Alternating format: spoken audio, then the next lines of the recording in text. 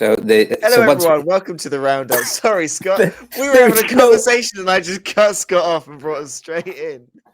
That's rude. No, there are 5 in there. So if you take off us 3, we've got 2 people. Evening chat. We've just been playing. Who will be first in chat tonight? Yeah, who's it going to be? Who do we think? Let's not say who we thought it was, and just say if we're right when the first one. Oh, we were all wrong. Oh, it's Graham. Oh, left curveball. Sorry, Phil, you let me down. My money was on you, Phil. Come on.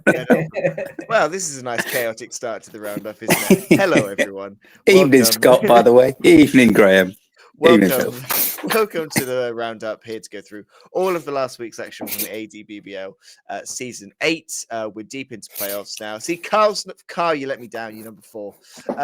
Deep into playoffs now, and I think clearly you can tell that we're all in just a little bit of a state after the last week of games. We've got nine incredible games to go through with you this week. Some of us still with PTSD from either watching or experiencing whatever we've just seen. It's going to be a good one. Get in the chat. Let us know about the games that you've been in or you've seen. There's some absolutely insane ones. Joining me this week, my fellow coward, Mr. Scott Bryant. Scott, good evening, sir. Yeah, evening. I don't know whether to be flattered or. I said fellow coward, so I put myself in it as well. Yeah, okay. I'll let you off on that one. Good evening, Christopher. Good evening, chat. And joining us, as always, Mr. Tom Hovel. Tom, good evening, sir. Good evening. You all right? Yes, very good. Very good. We're going to dive straight in because we've got some games that I imagine are going to take a decent amount of time to try and figure out what on earth happened, even though we were in them. But we start with the first playoff game, and we start with a 2-1 victory for the Bleeding Clowns versus the Chaos Storm in the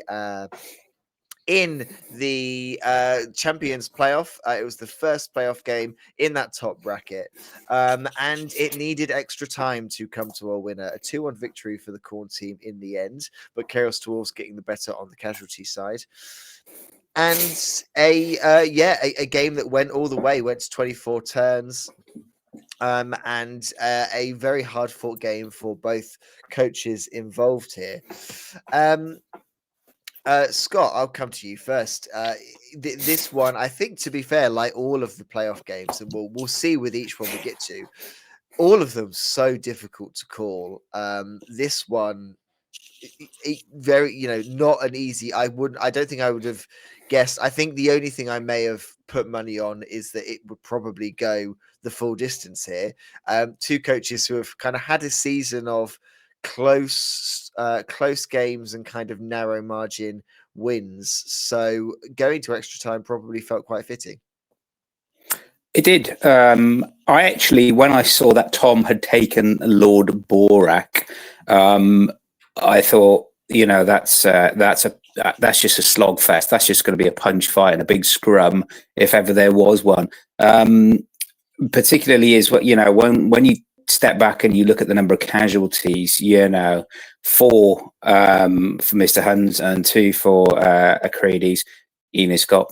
So yeah, it certainly wasn't as many casualties as other games. And I think despite that relentless brutality of the Dwarves and Lord Borak, it was one that, it did go the full distance. You did get your value for money. And the Clowns edged it with the number of players and with those, I think the wider strengths that they've got across the team as well. The Bloodseekers absolutely on fire. So again, we talked about this, and this was talked about in last week's build-up as well. A lot of these, the expectation was a lot, if not all, of the quarterfinals at the top end were going to be very, very close, and this absolutely ticked all those boxes. It kind of had all the hallmarks of a close game, Tom, when you look at it. Touchdowns coming at the end of every half, turn 8, turn 16, turn 24. Clearly, both coaches very keen to possibly play it safe to kind of grind that touchdown and go for extra time. how do you kind of? I mean, it looks like though, I'm looking in the chat that all the touchdowns came against the drive, so very offensive play from both coaches. Yeah, absolutely. It definitely does look like an absolute slugfest. Took me a while, actually, with all the casualties and injuries, to actually spot where the touchdowns actually came in. So clearly, Tom was really itching to cause maximum damage, which, by the looks of things, he won on that side of things. But didn't win the game, unfortunately, including a stat-busted injury, strength stat-busted corner gore, which looking at the team now has been swiftly dispatched.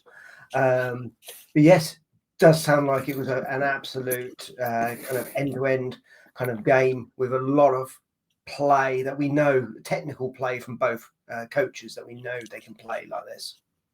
Well done to Tom Huns for a very kind of solid season with Chaos Dwarfs coming in. They're an interesting one because they're a team that obviously everyone's quite familiar with NAF rules for them and kind of legacy rules.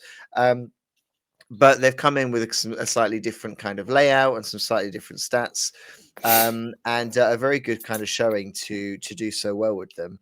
What are we thinking the Bleeding Clowns look like now going into the semi-finals? They've got a big treasury there. They've got a treasury that they could replace the Bloodseeker that is missing next game that has block and break tackle, but block break tackle is a good combination to have on that player. Do you think that will kind of come into consideration now that Scott knows his opponent for the next round? Would you get rid of those skills in order to have the additional strength 4 in that team, or would you look at a blood spawn? Kind of, what do you guys think? Personally, I'd be going for the Bloodseeker. A Bloodseeker, you've got the numbers. They're going to give you a bit more punching power with that additional strength 4 versus a normal Marauder lineman, unless Scott decides to get 2 Marauder linemen in terms of his actual balance in his roster and go for numbers as opposed to strength. Will Scott take the Bloodspawn? Personally, I wouldn't, not at this stage of the season as well, but I would definitely go for a Bloodseeker. I appreciate that you've got to get rid of 1 block break tackle, but then you could also, try and position it if you wanted to try and max your SP to try and at least get 1 more skill. There's going to be the 3rd, 4th place playoff anyway. So all coaches still have another 2 games to go. Yeah, because the next game he's got 120k in petty cash, which for Corn only gives you really Acorn. You need another 10k to get max Spleen Ripper. So it is that interesting one. Do you see if you can wait it out with a journeyman and try and push through a as we'll find out, a kind of formidable Chaos Renegade team? Or do you actually, spend your cash, buy yourself a new Bloodseeker and have them as a reserve for the, fingers crossed, the follow-up game? So Scott's telling us to refresh the screen, which we've done, and he has sacked the Bloodseeker and replaced it. And by the way, Tom, thanks. Your mention there of his next opponents. Spoiler alert. Thanks for that. I didn't mention who it was. I just did the Chaos Renegade team. Well, that's the only one Chaos Renegade team in the. Well, congratulations to Scott. Had to play a much more offensive game, like he said, that he's not used to. Couldn't take all the hits for playing defensive, but managed to get through another semi-final. Will this be the season that he is no longer the Blood Bowl bridesmaid and becomes the Blood Bowl bride? We will have to see going forwards. Let's have a look at the next game on the list then. And it is a victory for the Numpties, a 3-2 win against the Bitey Ducks. Another game going all the way to 24 turns. And I guess I'll tell you kind of how this one went, and then I'll open up the floor to questions from you, gentlemen.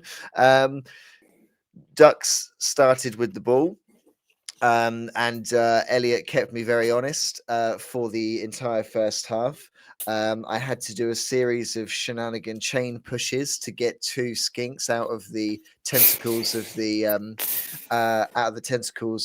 the rot spawn.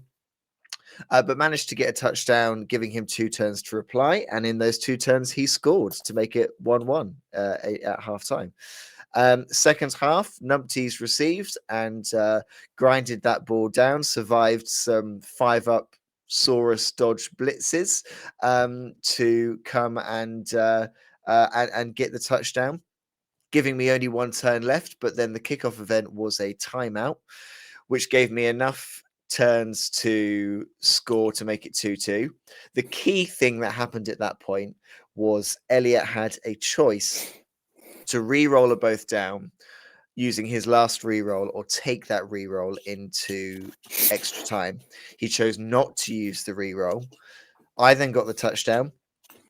And then in the second half, when I failed a rush and lost the ball, he rolled to pick up and rolled a 1 and then used that re-roll to make it a 6. And then at that point, he had the ball and he was running clear, removing players left, right, and center as well.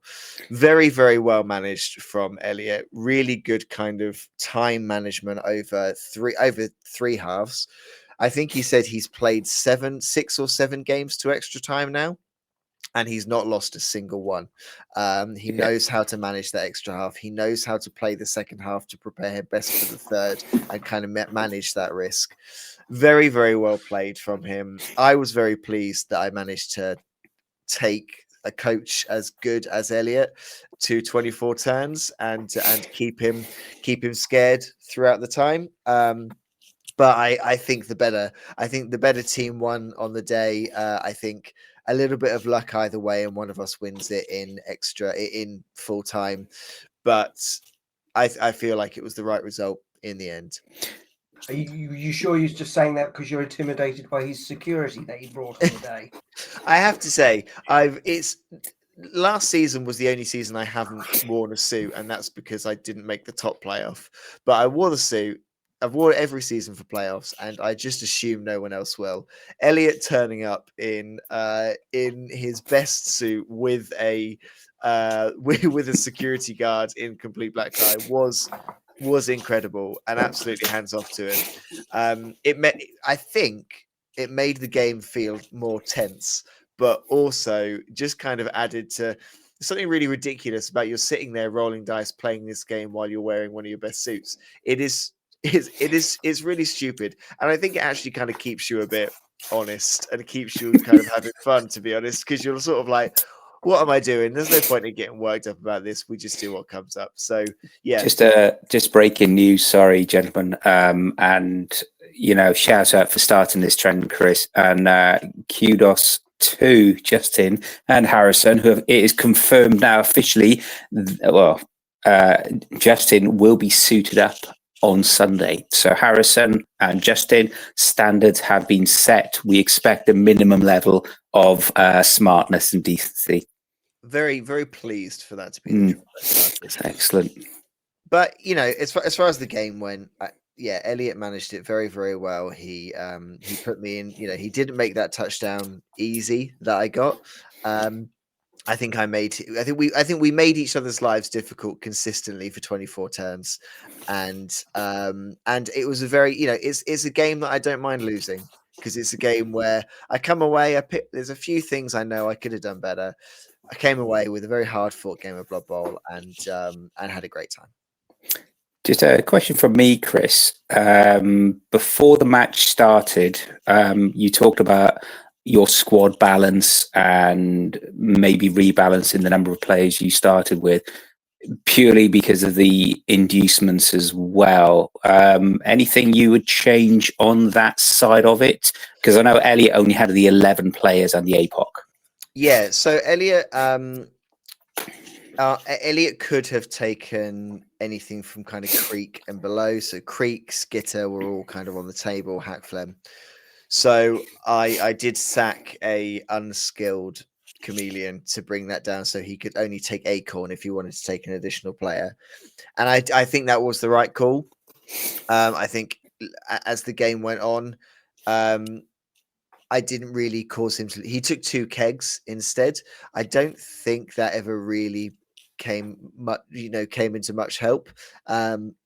Neither of us were really. You can see by the casualties. Most of those casualties, I think, came in the last 8 turns of extra time. So it didn't really become a factor.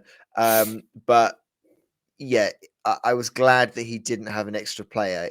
I always felt a little bit safe, even when I lost one, that I kind of had that. I wasn't sort of losing out to attrition. So I think it was the right call because it stopped there being something slightly monstrous on the field. A very good game. Elliot goes into another semi-final. It's his 4th semi-final in as many seasons. So very, very well played.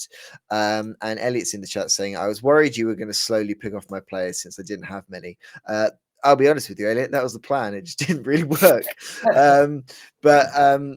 Yeah, a good game. Congrats to him. Duck season over, but they will obviously be back. They're my one true love, so they'll be back again in the season for sure. We will go on to the next game, which was settled in 16 turns rather than 24. A 2-0 victory for the Knuffle Dusters over Suffolk Suckers in what was a great game to watch. It was a really good one on the stream. Go ahead and check it out if you want something to watch. A dominant, punchy performance from the Knuffle Dusters, who is the 2nd game in a row where they have taken Morgan Thorpe, and yet again, Morg has just put in an absolute shift for this team. 7 casualties in this one, pitch clearing these vampires. Tom, when vampires kind of collapse, they can collapse quite hard. Having Morg out there with that impressive mighty blow, once you start to lose players, it was always going to be a bit uphill. Yeah, I have to say, if you are going to watch it is a 15 rating because the massacre and the horror that happened, it's not for the faint-hearted. I'm telling you. I watched it. I watched it live, and yeah, Morgan Thorpe, just doing what he does best, but also so unlucky with the ones. Andy's had such a great season up until now, and clearly Nuffle had been saving all those ones for this game because he just couldn't break armor. He couldn't. Every time he wanted to do something on that was going to change the game, those ones were just being rolled, and that's how it was ending. So yeah, it was a great game to watch, but at the end, it was nearly 2 pitch clears in a game. So the first half was pitch cleared, and I think the second half nearly was a second pitch clear. It was incredible. Yeah. Dave's in the chat saying Morg has been great more than me. Sadly, doubt I'll get him again this season. It's interesting when you look at, because in the previous game, Dave got rid of a player in order to take Morg. His team is mainly made up of linemen now. It's 1 elf one, 2 Valkyries. Everyone else is a lineman, but the skills on those linemen, Scott, are wide ranging. He's got a bunch of he's almost got a bunch of different kind of random interesting positionals. It's a really interesting kind of group that seems to be working even if he's relying on stars a little bit now. I think this team on its own, is a very, very good team. I think Nuffle and the Tour Play Gods have done him some very good favors with this one as well. Just to shout out what we were saying about Andy and his rerolls, watching that, when a vampire coach uses 4 rerolls in the first 2 turns, it's going to be a long day for him, bless him. But Dave did what you got to do. You got to take advantage of it, especially when you've got Morg. You've got to use him to the max. So I think he did the best. And congratulations, David Chat, as well. You are the current leaderboard in terms of interceptions. Well done. So you have the one and only interception this season. So I suspect you probably will be the one and only, to quote Chesney Hawks. for all you older schoolboys and girls out there. But in terms of his team, going back to those skills, a guard on Ulf Werner is very good. Having sure feet, which in effect gives you movement 9 on a Valkyrie. You've got strip ball on 2 players, so as 3 players, sorry. So as an opposition coach, you need to be very mindful of that unless you've got sure hands. And of course, then having frenzy on any piece is always a bonus as well. So yeah, I think he's doing well. It'll be interesting in terms of the next match, his inducement level and how he chooses to spend that. But a very, very good game. A quick word on Andy then before we move on to the next game. He's had a really strong season, and I don't know. Looking at this, I think Dave is a coach who is possibly. I think we can say that Dave is at a level, Blood Bowl wise, that he's almost out of position in the second playoff, which he's worked really well with this team. He's got a way of playing them, and I think Andy's had a very, very tough draw here. And if you look at Andy's last few games as well, he's played some really tough opponents and got some really good results out of those games. And I don't know whether Suffolk Suckers are going to be his team next season, because redrafts isn't normally what we see from Andy. But I'll be really interested to see what he brings, because as a coach, I think he's just taking step up. So well done to him, and well done to Dave for getting through the next round. Semi-final for him. He's been in a semi-final before. Can he make it another final? We will see. Let's go on to the next game then. And Mr. Hovel, we are landing at your door with a 2-1 victory to the not to the Lavender Lynxes, to the Clueless Crusaders. A 2-1 victory for the humans here against the Amazons. 2-1 on touchdowns, 2-1 on casualties. A win without the need of extra time. Tom, many congratulations. Why don't you tell us how this one went down? Yeah, so it was a really interesting game. So the previous match that I'd actually played against the Lavender Lynxes was a 3-3 draw. So we knew that it was going to be fast paced. So Graham won the kickoff and chose for me to kick to him. However, as I've got kick, I managed to get that ball relatively close to the line of scrimmage. Then, unfortunately for Graham, his thrower missed a couple of times. So the first time they missed picking up the ball. The second time they missed picking up the ball, both times moving that ball towards me. I tried my luck, which actually came off. I actually took my thrower in while the ball was being kind of covered, picked up the ball, came out, did a fumble rooski by dropping the ball next to one of my runners, which then ran the other side of the pitch, handed off to the other runner that then ran it in on turn 3. So I kind of thought, right, let's get a touchdown in quick, which I did. However, as you can tell by the stating, I then kicked back to him, and this time he did have the ball, and he defended it incredibly well, even with my ogre taking off his very good skilled blocker, which was one of my biggest threats was the blockers, because last game these blockers were a nightmare. I think the Amazon blocker is a very underrated kind of player. They're very, very good in that team. Equally, then he kind of leveled the score just before half time. The second half, it was to me. Now, this again, I was trying to see what I could do a little bit different, because as you can probably tell, my kind of play up until now is just keep scoring as quickly as possible. And that tends to kind of bite me in the arse, so to speak, because I leave the opponent with too many turns to be able to bring it back. This time, I was really fortunate to actually get a breakaway. Graham, again, really good with those Amazons. He uses hit and run to great effect. So he'll almost cage around you without base contacting you, and then just come in every now and again, just trying to pick off key individuals out of your team. I managed to do a breakout with the catcher, and also two blitzers on my side to kind of give them support, and took it up to the top left-hand corner near the touchdown. And I basically managed to hold off for about 3-4 turns up at the top there. And in the end, I scored the touchdown on turn 16. So a lot of different kind of play from me. It was very getting a bit like, oh, should I just score now? Should I just score now and give him like 4 or 3 turns to come back at me? Or should I hold out? But I held out, luckily.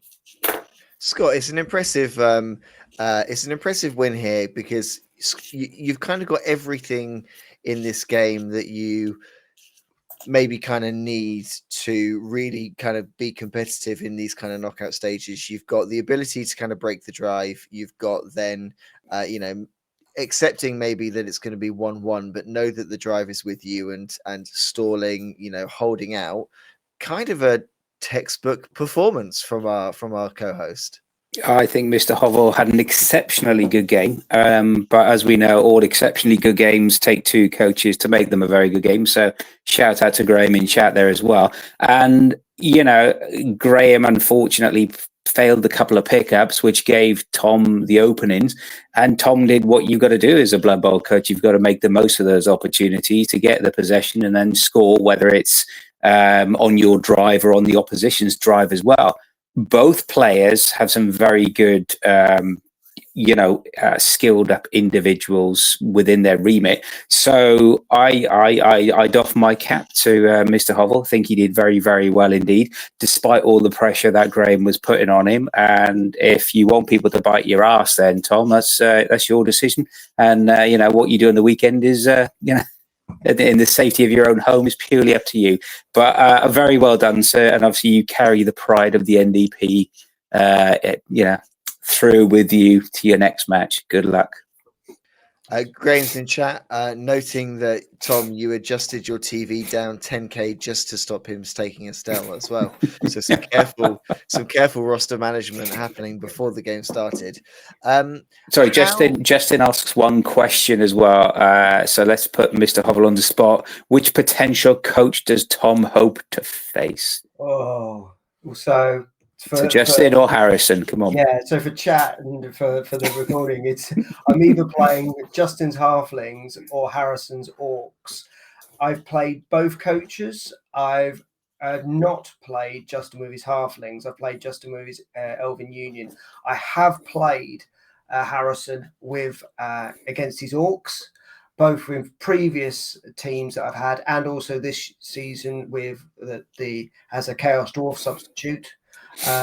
Which I think I probably am. Aren't I in the lead for the best Chaos Dwarf team now? Aren't I? Because I've got 1 win, no losses against me. Yeah, that's brave. That's brave talk, and that's a gauntlet thrown down to Mr. Huns, if ever there was one. But there's a comfortable target on your own back. Yeah, exactly. I'm talking myself up. I don't think. I'm not holding up much hope for against either team and either coach. I think this was probably as far as I can get on this game. But I'll look with intrepidation on kind of which team comes through. So I'll wait and see what happens against Harrison and Justin, and then maybe I might readjust my team to suit my needs. One question before we go on to the next game.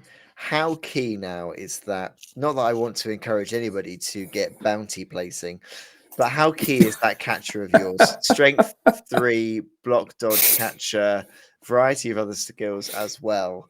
It gives you a movement 8 player to you. You don't have to use them as a catcher anymore. It's just their armor that's low.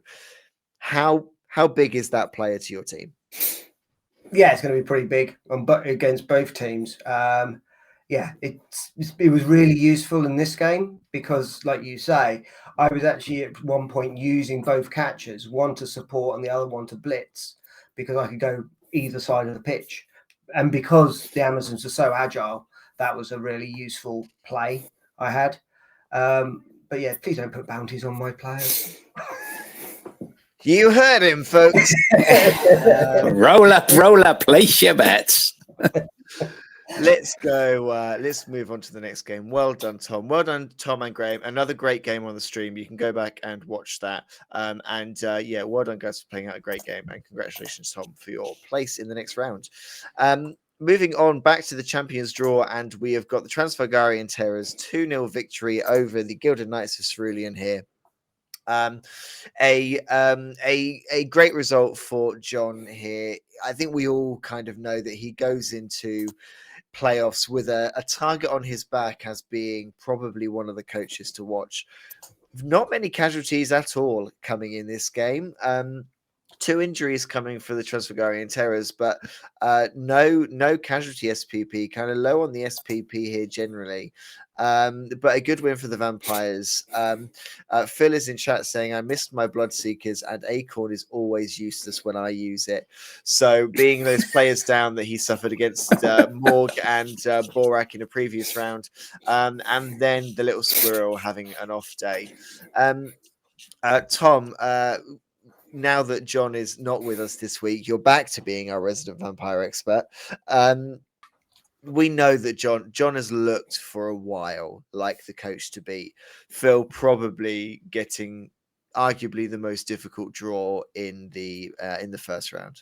Yeah, so clearly there's no blood for the blood god because these vampires have just drunk it all. This was a quite convincing. Write that down. Yeah, write that down. I'm competing with Genius. trying to get some slogans to kind of compete with Scott. You know.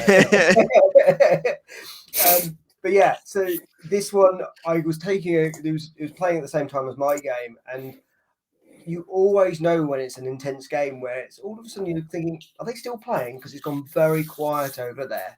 There was a lot of studying the pitch and working things out before making any moves.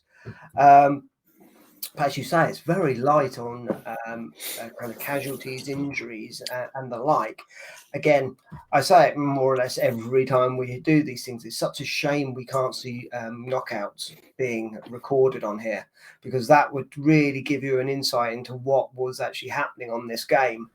But as you say, John has been fantastic throughout this season. This vampire team is absolutely scary as anything. He's the skills he's got on them, plus also with all that SPP on them as well. You know, is he going to increase them even further? Who knows?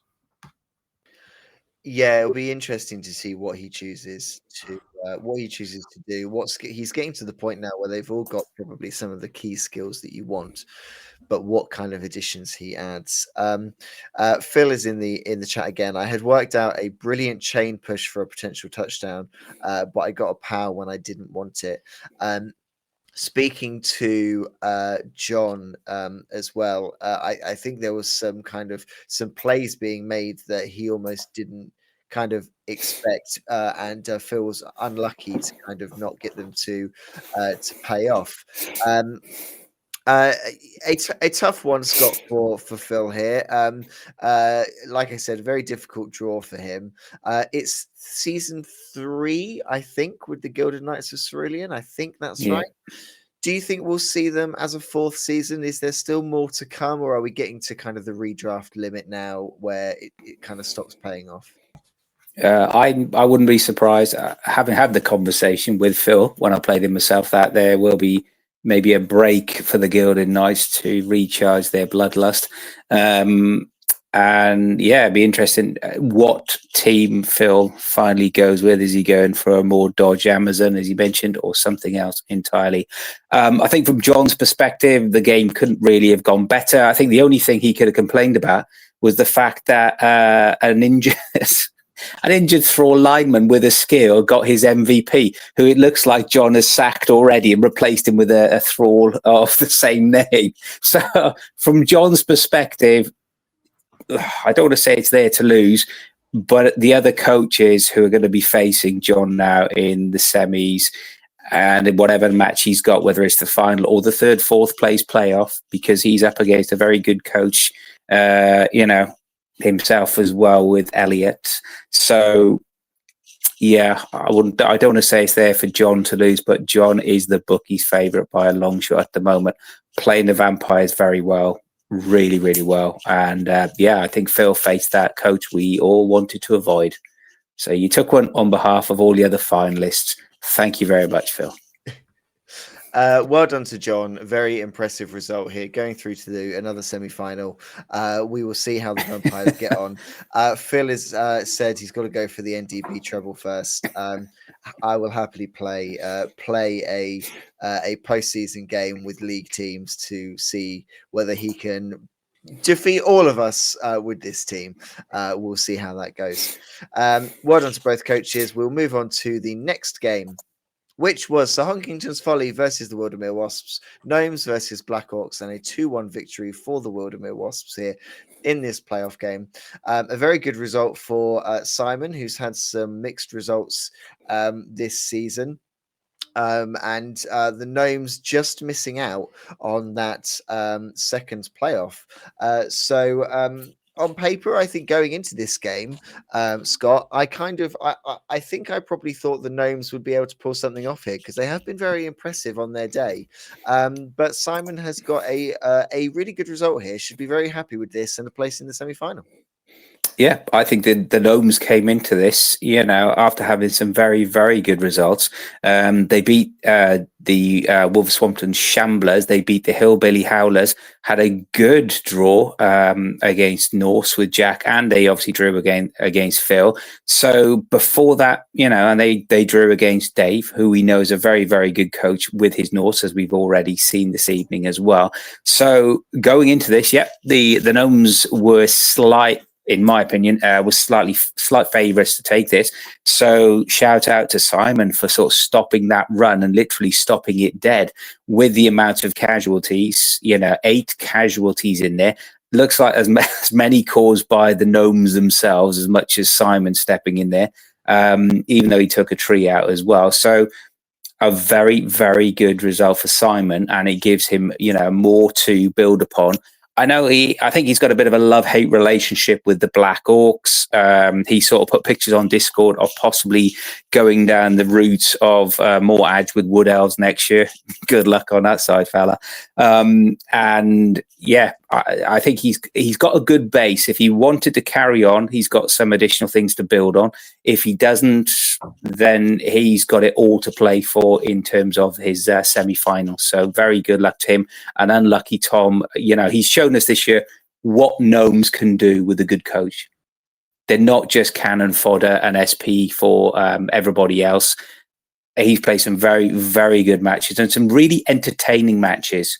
If anybody wants to go back and watch him on stream, he's a very good coach, very entertaining, very good in terms of his narrative as well. And hopefully we'll see maybe Sir Honkington Folly Jr. or one of the Honkington, estate come back to grace us with their presence in future seasons.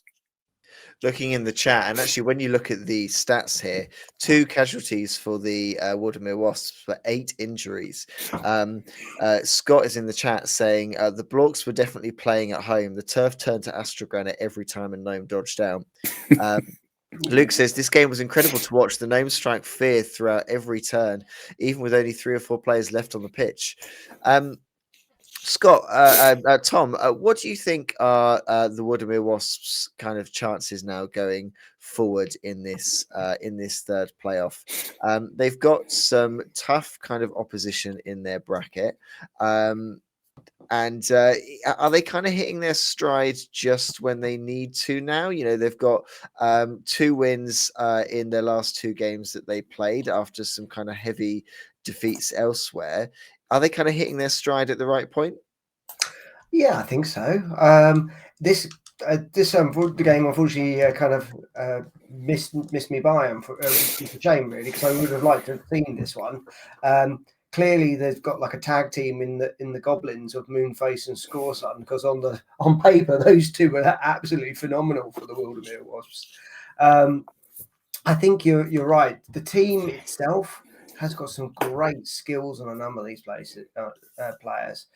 Those 2 Goblins I've just mentioned, Moonface, for example, sort of sneaky git, sidestep and wrestle, and Scoresun has got sprint and fend. He's also got a another one in there, Sick the Trick, with sidestep, defensive, and safe pair of hands. So it's an interesting lineup because from my small amount of experience with Black Orcs, I always thought that the actual Black Orcs were the starter players, but actually the Goblins in this team seem to be. Yeah, it's actually looking at the kind of skill breakdown on these orcs. I would, if I had that skill breakdown on a lizard team that has kind of a lot of comparisons positional wise, I'd be thrilled with a lot of that. I'd be really happy. So it's kind of a good mixture of skills. He's got some really key ones where he needs them: block, tackle, mighty blow, block, thick skull, pro. It's got some. He's actually got a really kind of strong team here. So it'll be good to see how far he can get. Scott in the chat is saying if we ever find a way to hire players from other teams, he would be bidding on Moonface. So a little legend in the making there.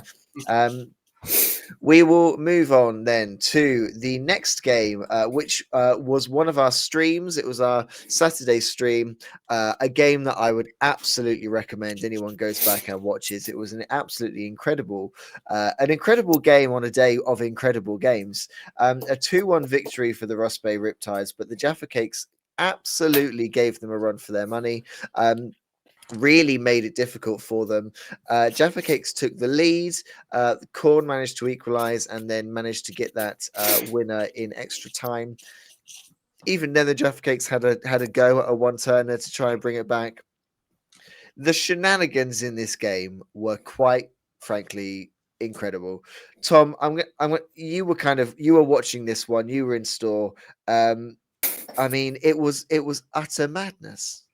Yeah, I was live pitch side, and it was a phenomenal game. Both coaches, we already know, are really great fun to play against, but they've both got that competitive streak in them. You know, they're both absolute gentlemen, but when the ball gets kicked, things start to change. All very jovial, but every now and again people are like, "Oh, damn it," kind of thing.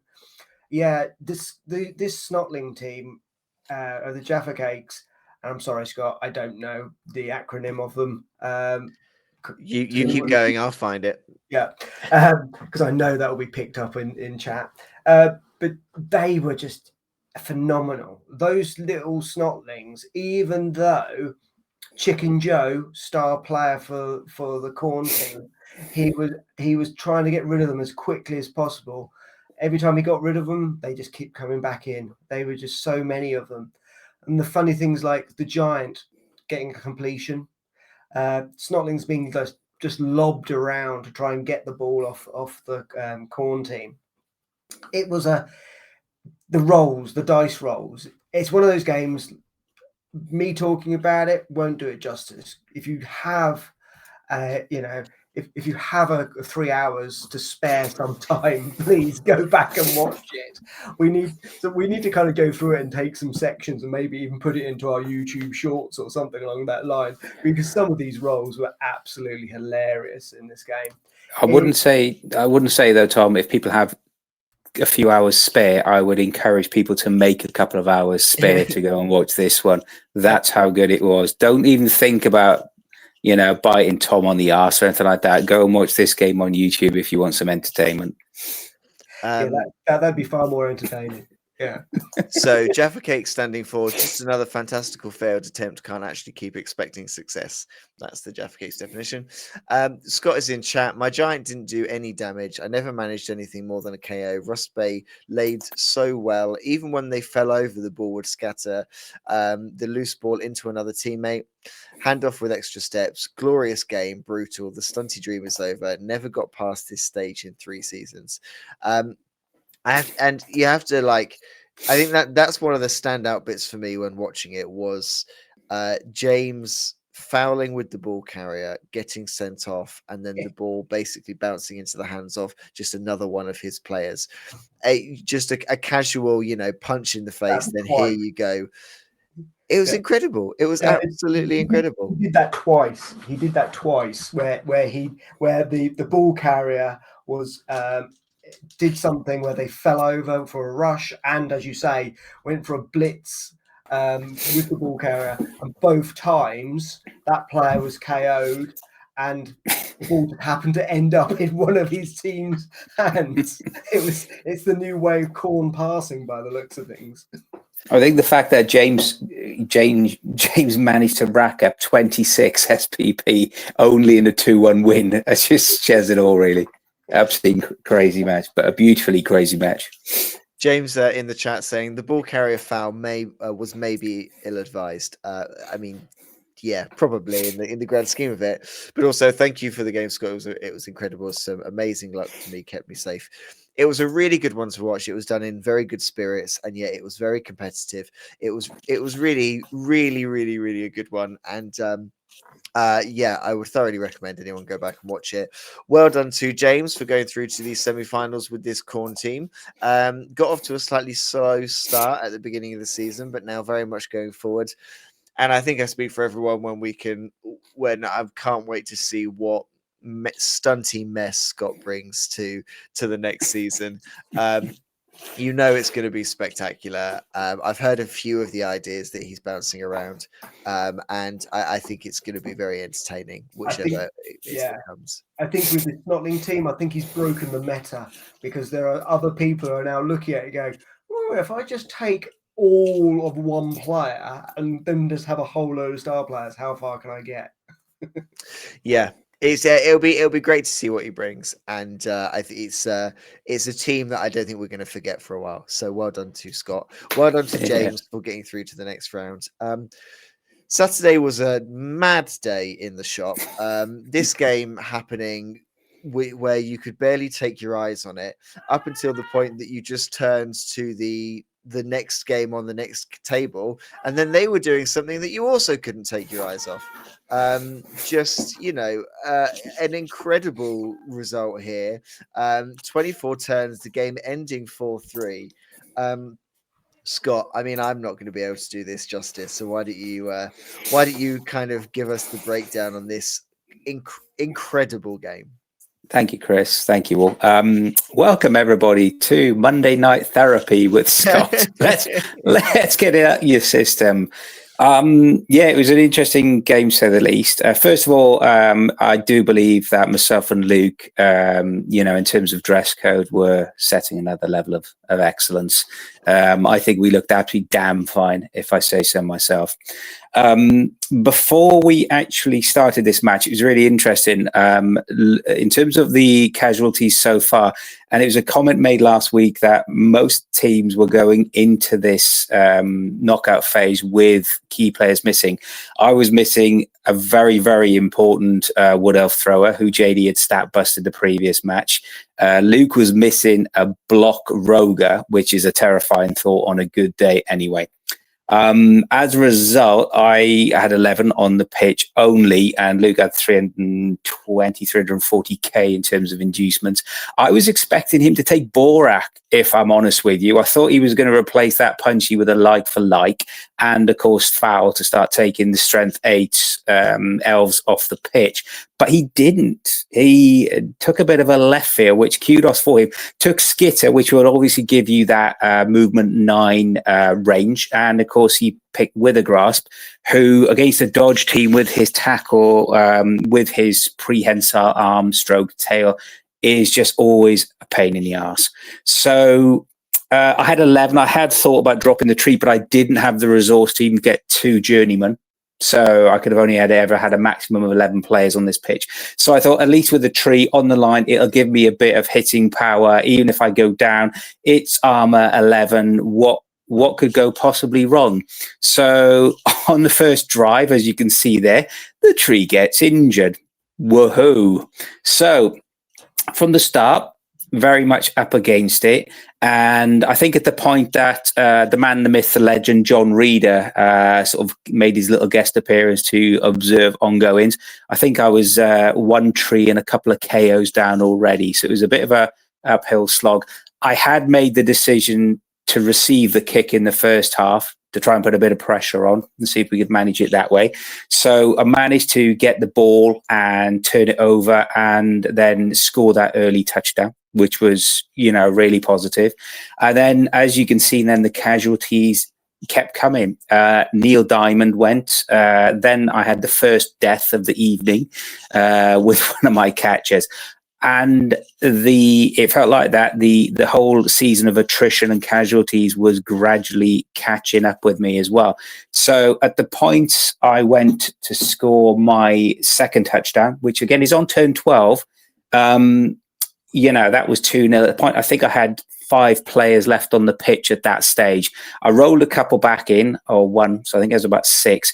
I was expecting an equal or at least one touchdown. So when as you can see there, Luke played a great game in terms of, that constant pressure, that constant attrition game as well, which he was so on top with. His dice were phenomenal.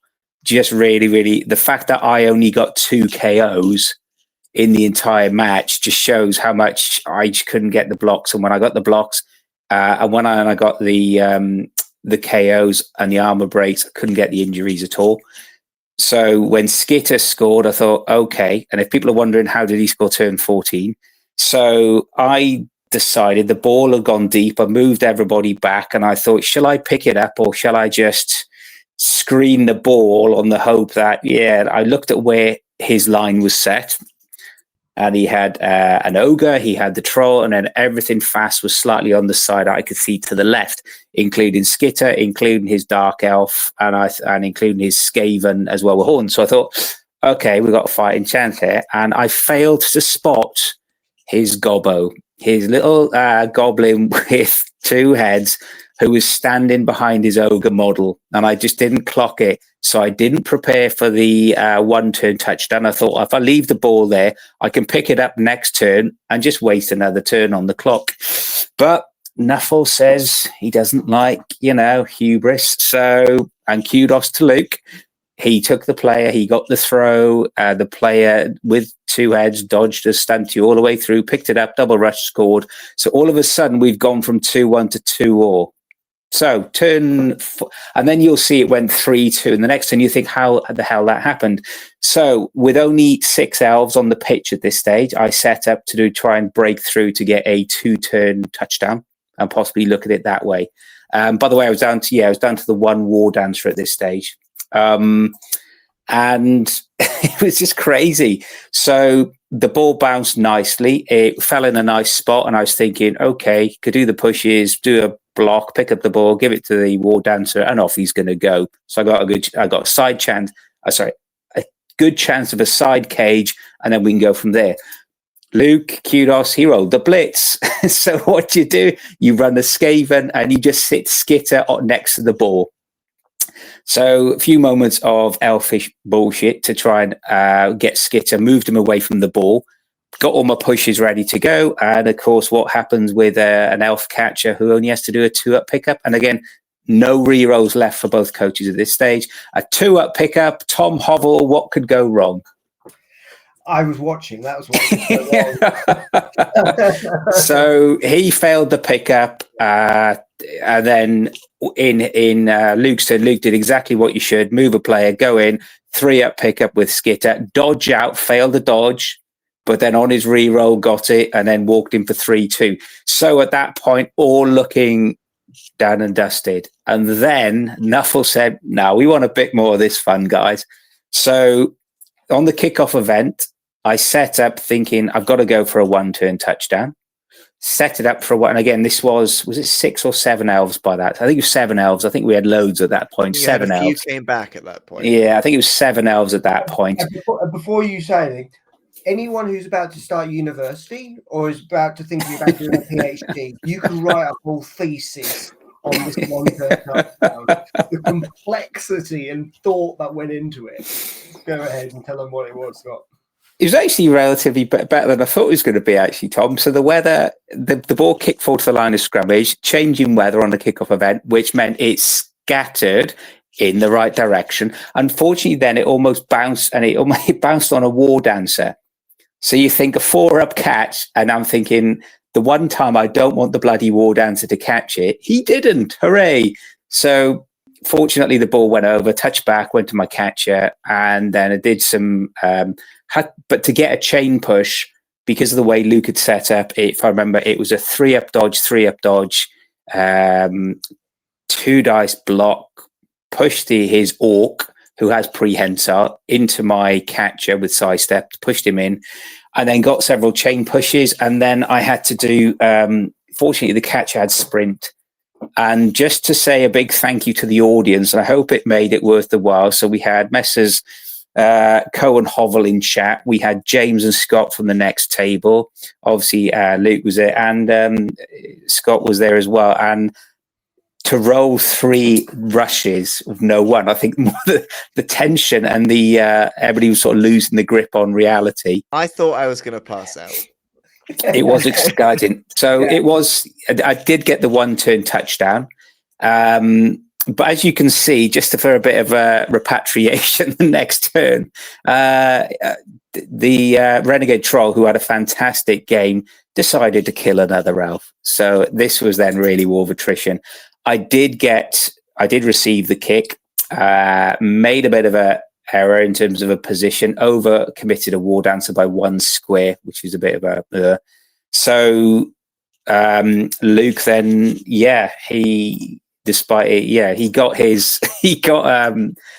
a block, and again, he was blocking a piece that had block, dodge, sidestep. So he had to get a POW, and he got double POW. And it's just like ridiculous dice. So, but he got the ball. I then blitzed him back to get the ball back, and then he just absolutely did me. And I couldn't quite make it. And I think towards the end, I was down to 3 players. And on the last drive, I was down to 2. I'd got blitzed, my War Dancer had, and despite me doing leaps and uphill and even uphill blitzes, and even on my last turn, just with 2 elves on the pitch, doing a 2 dice uphill, and I got, if I remember rightly, I got a block and a push, but both players had block. So we just stood there, and then it went to the last roll, actually. Because if you remember, gentlemen, if you can, cast your minds back, Luke had a 3 dice blitz, which he was going to do to blitz with the ball carrier for some mad reason, when he had the stabbing skitter standing next to the player as well. And all he had to do was stab it, get rid of it, and walk it in. But he did it. Kudos to Luke. He did a 3 dice blitz, and he got double skull and a POW as well. And it just went down, then he walked it in. It was an absolute, I think, with a couple of hindsights, and it's a wonderful thing. It's a learning. It's been a good season. He absolutely decimated the elves. They are a shadow of what they are. But it's been a good season, and this will be them retiring. And a big thank you to Luke and everybody for the kind words in chat as well. Very, very good game indeed. It's why we play Blood Bowl. This game was why we played Blood Bowl. It was an incredible game to watch, and yeah, I mean, for both coaches, because you have, I was heading to the shop when it was 2-0, thinking I was come down to see Scott kind of walk in a victory, because with the elves you need to score so quickly.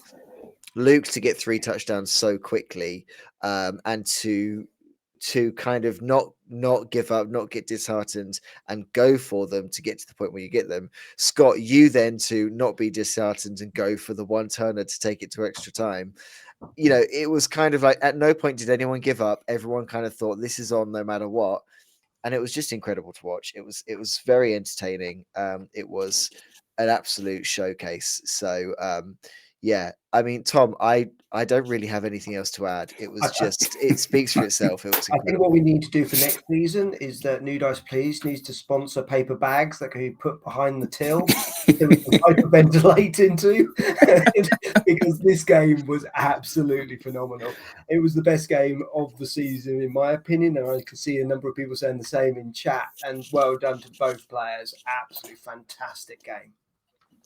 Incredible. Well done to Luke, making only Luke's second season, and he's making the semi-finals. A really, really strong performance. Scott, let's not forget that these elves didn't make the top playoff last season, had a good run to the final. You know, it's been a really interesting to see them build, finishing top of the table, coming up just against a very difficult opponent and losing to attrition as much as anything else. A really incredible run with them. So I hate Thank you. win-ups, but well done. This is a team. That's made my season. Thank you, Chris. That's the only reason I've done all the pain I've gone through, just for that. Thanks. Well done to you both. An incredible game. Good luck, Luke, in the next round. We go on to the last game of the week then, which is a 2-1 victory for the Plague Brigade versus the Wild's Edge Berserkers. We finished with Rats versus Dwarves, the tale as old as time, in the world of Blood Bowl, and a very good result here for the Skaven team. I've got to give some credit here, Scott, to Carl. He last season with this Plague Brigade, he got absolutely battered. Lost so many players. This season, he started the season again, getting very battered. He had games where he had so few positionals to play with. But he's then had he's now on a 5-game winning streak. He's got 5 wins in a row. He's got, even in this game, he's lost some key players. You know, his team is not looking great for the next round. But no matter what you give him, he's getting results. He's suddenly found a groove, and he's now looking like absolutely a good bet for this playoff bracket. Yeah, I think, and kudos to Carl for this.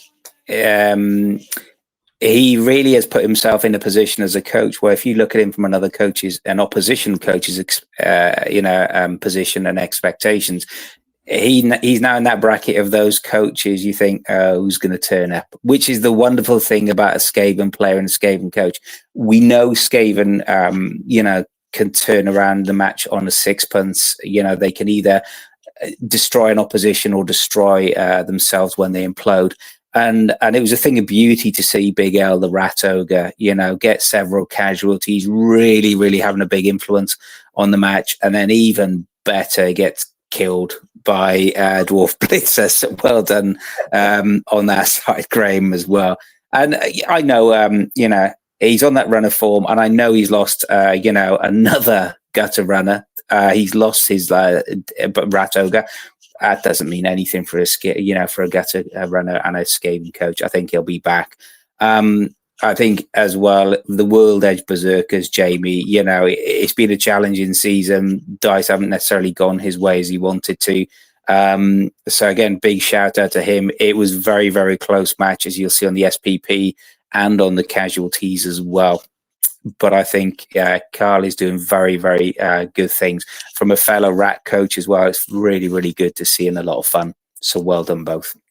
Tom, looking at this one, Jamie, I feel like there is some kind of title. There is a semi-final, a final in there for Jamie at some point down the run. Possibly here, he's met a coach on incredible form just at the wrong time. Yeah, that dwarf team is formidable. It's it is just a massive wall across the whole pitch. But clearly, the Rats have managed to break that wall and get around it. And as you say, that Rat Ogre doing what it should be doing and causing a maximum damage, which is maybe has rocked Jamie in this kind of game a little bit.